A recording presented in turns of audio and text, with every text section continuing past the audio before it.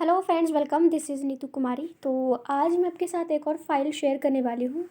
इसमें हम बात करेंगे जो हमारी स्पोर्ट्स हैं, जैसे स्पेशली मैं आपको बताने वाली हूँ कि जो बैडमिंटन की गेम होती है उसके ऊपर अगर फाइल बनाने को दी जाती है तो आपने किस तरह से उस फाइल को बनाना है, उसमें कौन कौन सा कंटेंट जो है वो डालना चाहिए, पिक्चर्स किस तरह से लगानी चाहिए। तो वो चीज़ के बारे में आपके साथ में डिस्कस करने वाली हूँ, ठीक है।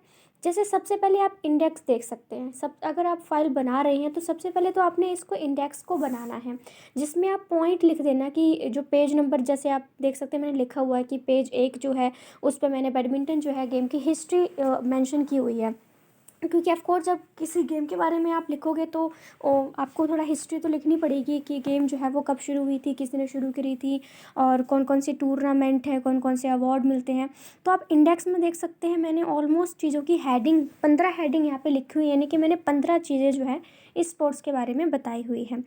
फिर आप देख सकते हैं मेरा फर्स्ट पेज जिसमें मैंने हिस्ट्री ऑफ बैडमिंटन लिखा है, थोड़ा सा हिस्ट्री बैडमिंटन के बताया। पिक्चर देख सकते हैं कि पहले बैडमिंटन सीधा तौर पे बैडमिंटन नहीं होता था, कुछ और ही हाथ में कोई चीज़ हुआ करती थी, उससे वो खेला करते थे। फिर इसमें थोड़ी सी तब्दीली हुई और उसके बाद जो है इस तरह से बैडमिंटन का जो ये रैकेट वगैरह होता है ये बनाया गया था, ठीक है। उसके बाद हम बात करते हैं रूल्स ऑफ बैडमिंटन, क्योंकि हर गेम के रूल्स होते हैं तो इसके भी रूल्स हैं ऑफ कोर्स, ठीक है। तो वो भी मैंने पॉइंटों में लिखा हुआ है कि आप अगर बैडमिंटन खेल रहे होते हैं, चाहे आप बड़े लेवल पर खेल रहे हो या फिर अपने घर में खेल रहे हो, तो आप अगर नियम के साथ चलेंगे तो आपको स्पोर्ट्स के बारे में बिल्कुल सही जानकारी आपके पास हो जाएगा। तो रूल्स भी मैंने यहाँ पे मेंशन किए हुए हैं। और उसके बाद मैंने पेंसिल से यहाँ पर पूरा स्ट्रक्चर बनाया हुआ है कि आप बैडमिंटन खेल रहे होते हैं तो उसका जो खेलने का मैदान होता है या पूरा जो स्ट्रक्चर बनाया जाता है जिसके अंदर आप में खेलना पड़ता है इसके अंदर रह के, तो वो मैंने पेंसिल से बनाया हुआ है, ठीक है। आप देख सकते हैं मैंने लिखा हुआ है सारा कुछ। एंड देन उसके बाद है लेटेस्ट जर्नल रूल्स, ठीक है। कुछ पुराने रूल्स तो हो जाते हैं लेकिन लेटेस्ट अभी हाल ही के कुछ रूल्स हैं, क्योंकि आपको पता है हर चीज़ में समय के साथ और ज़रूरत के हिसाब से चेंजेस होते रहते हैं। तो इसीलिए अभी हमारा लेटेस्ट जनरल रूल्स हैं जिनकी मैंने मेन जो है वो ग्रीन स्केच से हेडिंग में लिखी हुई है, ठीक है। तो वो भी आप देख सकते हैं इसमें, ठीक है, जो भी इसमें चाहिए होता है। एंड देन उसके बाद इक्विपमेंट मैंने लिखे हुए हैं कि आपको खेलने के लिए क्या क्या आपको पता है, दो चीज़ें चाहिए होती हैं। एक हमारा जो बैडमिंटन रैकेट है, दूसरा हमारा शटल कॉक, पता नहीं कॉक या कोक ऐसे करके बोलते हैं, sorry for the bad pronunciation. तो और साथ में मैंने क्या किया है, मैंने अगर रैकेट लिखा हुआ है उसके बारे में तो मैंने पिक्चर भी खुद ही ड्रॉ करी है। ये जो पिक्चर आप देख सकते हो मैंने खुद ड्रॉ करी, मैं कोई पिक्चर प्रिंट करके नहीं लगाई है, ठीक है। तो आप भी अगर अपनी थोड़ा सा ड्राइंग का इसमें इस्तेमाल करेंगे तो टीचर के माइंड को बहुत ज़्यादा इफेक्ट कर जाता है पॉजिटिव, ठीक है। एंड देन उसके बाद हमारे थर्ड हेडिंग आती है फंडामेंटल स्किल्स।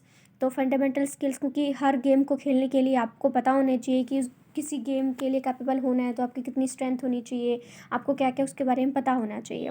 तो ये जैसे लिखा है ग्रिप ऑफ द रैकेट, कि आपको किस तरह से रैकेट को पकड़ना है कि खेलते वक्त वो आपके हाथ से फिसल के गिर ना जाए, या फिर वो आगे ही बिल्कुल ना चला जाए, सामने वाले को लग जाए या पीछे किसी को लग जाए। तो ये कुछ जनरल स्किल्स हैं जो आपको इस गेम को खेलते हुए पता होनी चाहिए। उसके बाद है हमारा स्टेंस की बात करी है, फिर सर्विसेज, ये कुछ उसी के ही हमारे पॉइंट हैं जो आप देख सकते हैं मैंने स्केच से स्पेशली जो है इनको हाईलाइट किया हुआ है। उसके बाद हमारे पास आता है टर्मिनोलॉजी इन बैडमिंटन, ठीक है। तो कौन कौन सी टर्मिनोलॉजीज़ हैं जो कि बैडमिंटन खेलते हुए हमें फॉलो करनी चाहिए। ये भी सारी जो पिक्चर आप देख पा रहे हैं वो मैंने खुद ही बनाई है, इस तरह से कि ये जो बैडमिंटन होता है उसका मेन जो एरिया ऊपर का वो हेड होता है, फिर ये छोटी सी चीज़ जो कलर्ड होती है वो थ्रोट होती है, हैंडल होता है। ये सारा जो है मैंने पिक्चर बना के यहाँ पे मेंशन किया हुआ था कि टीचर पढ़े तो उसको तो ऑफ कोर्स पता ही होगा टीचर को कि किस तरह से गेम्स के रूल्स होते हैं, लेकिन आप अगर स्पेशली उसको मेंशन करके दे देते हो तो उनके माइंड पे बहुत अच्छा प्रभाव पड़ता है। एंड देन उसके बाद है बैडमिंटन इंजरी, क्योंकि बैडमिंटन ऐसा नहीं है कि आप बस एक हैंड से खेल रहे हो तो आपको इंजरी कुछ हो ही नहीं सकती है। बहुत सारी इंजरीज जो हैं आपको बैडमिंटन खेलते वक्त हो सकती हैं, ठीक है। जैसे आपको एल्बो में पेन हो सकता है, आपके शोल्डर, क्योंकि एक हाथ से बार बार जो है आपको वो वहाँ पे मारना पड़ता है, तो आपके हो सकता है आपकी जो कलाई है उसमें काफ़ी दर्द हो सकता है। तो बहुत सारी ऐसी इंजरीज़ हैं जो आपको इस गेम के वक्त हो सकती हैं, तो आपको कैसे उन इंजरीज से बचाना है वो चीज़ भी आपको करनी पड़ेंगी। तो ये पिक्चर भी देख सकते हैं, इसको भी मैंने बनाया है इसमें, क्योंकि मैं दिखाना चाहती थी कि कहाँ कहाँ पे जो है आपको इंजरीज़ हो सकती हैं, ठीक है। तो ये मैंने पिक्चर बना के हाईलाइट करके बताया कि ये बैक पेन हो सकता है आपको, ठीक है। आपके जो तलवे के ऊपर का जो हिस्सा होता है, जैसे यहाँ पे ये मैंने ब्लिस्टर लिखा हुआ है, तो यहाँ पे आपको लग सकती है चोट। चोट का मतलब ये नहीं होता है कि आपको वहाँ पे खून निकलेगा, मतलब गुम चोट जो होती है ना, इसमें आपको बहुत पेन होता है, खून ब्लड वगैरह नहीं निकलता, लेकिन आपको या बहुत पेन होता है, सूज जाता है। तो ये चीज़ भी बहुत ज़्यादा हमें देखने को मिलती है। एंड देन उसके बाद हमारे पास आता है ट्रीटमेंट, कि अगर आपको चोट लग गई है तो आपने किस तरह से उस चोट को ठीक करना है, कितनी जल्दी ठीक कर सकते हैं। सबसे पहले तो आपने यही पता होना चाहिए कि आप उस चोट से बचेंगे कैसे, क्योंकि बच जाओगे तो आपको लगेगा नहीं कि या फिर आगे आपको दवाई लेने की ज़रूरत नहीं पड़ेगी। एंड देन उसके बाद मैंने लिखा है यहाँ पे नेशनल टूर्नामेंट, क्योंकि कितने नेशनल टूर्नामेंट यहाँ पे हो चुके हैं। जैसे यहाँ पे मैंने लिखा है मेंस सिंगल, वुमेंस ना, दोनों खेलते हैं इस गेम को, ठीक है। ऐसा नहीं कि मर्द ही जो है वो इस गेम को खेल सकते हैं, या फिर गर्ल्स के लिए कुछ और गेम्स बनाए हुए हैं, दोनों खेल सकते हैं, ठीक है। मेंस डबल भी खेल सकते हैं, वुमेंस डबल भी खेल सकते हैं, मतलब सिंगल सिंगल भी खेलते हैं और डबल डबल भी खेल सकते हैं, और मिक्स्ड डबल भी हो सकता है। तो ये सारी जो चीज़ें हैं मैं नेशनल टूर्नामेंट की आपको बता चुकी हूँ। उसके बाद है अर्जुन अवार्ड इन बैडमिंटन के। अभी तक अर्जुन अवार्ड आपको पता है स्पोर्ट्स में मिलता है, तो बैडमिंटन के क्षेत्र में किस किस को मिला है तो पूरी लिस्ट बनाई हुई है।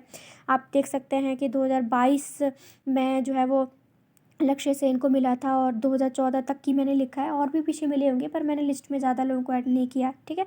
करंटली जो चीज़ें होती हैं जो हमारी अभी 10-15 साल की घटी होती हैं, उन्हीं के बारे में थोड़ा ज़्यादा याद रखा जाता है।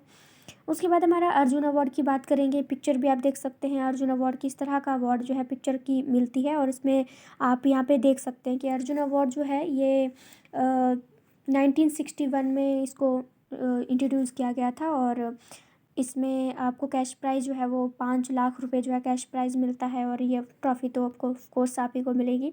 उसके बाद द्रोणाचार्य अवार्ड जो है वो भी स्पोर्ट्स से ही रिलेटेड है, तो बैडमिंटन में भी आपको ये मिलता है। अगर द्रोणाचार्य अवार्ड मिलता है तो इसमें भी आपका कैश प्राइस बिल्कुल सेम है, ठीक है। ये स्पोर्ट्स कोचिंग का लिखा हुआ है मैंने, क्योंकि द्रोणाचार्य जो होता है ये स्पोर्ट्स से तो संबंधित है, लेकिन जो कोच होते हैं उनसे संबंधित है, यानी कि जितने गेम के जो कोच होते हैं उनको द्रोणाचार्य अवार्ड मिलता है, और उनको भी 5 लाख रुपए मिलते हैं। और अर्जुन अवार्ड जो है ये हमारे जो खिलाड़ी होते हैं उनको मिलता है, लेकिन कैश प्राइज़ जो है उनको 5 लाख रुपए ही दोनों को बराबर मिलता है। उसके बाद हमारा आता है द्रोणाचार्य अवार्ड। द्रोणाचार्य अवार्ड की जब मैंने सर्च किया तो 2 ही लोगों के बारे में जानकारी मिली, शायद ये अभी तक ज़्यादा लोगों को मिला नहीं है। पर यहाँ पे बात हो रही थी बैडमिंटन के क्षेत्र में, और गेम में बहुत सारे द्रोणाचार्य अवार्ड ऑफकोर्स सबको मिले होंगे, लेकिन बैडमिंटन के क्षेत्र में स्पेशली की बात करें तो सिर्फ 2 ही लोगों को अभी तक मिला है, 2000 में और 2008 में, ठीक है। उसके बाद मैंने ये पिक्चर थोड़ी निकलवा के बना दी है कि इस तरह से हमारा बना होता है। वैसे मैंने आपको पीछे बता दिया था कि मैंने खुद भी बना दिया था, बट मैंने एक पिक्चर भी लगा दी थी। एंड देन हमारे पास आता है कॉन्क्लूजन, मोस्ट इंपॉर्टेंट है। बच्चे अक्सर भूल जाते हैं कि कॉन्क्लूजन भी लिखना होता है। कॉन्क्लूजन के 2 मार्क्स होते हैं।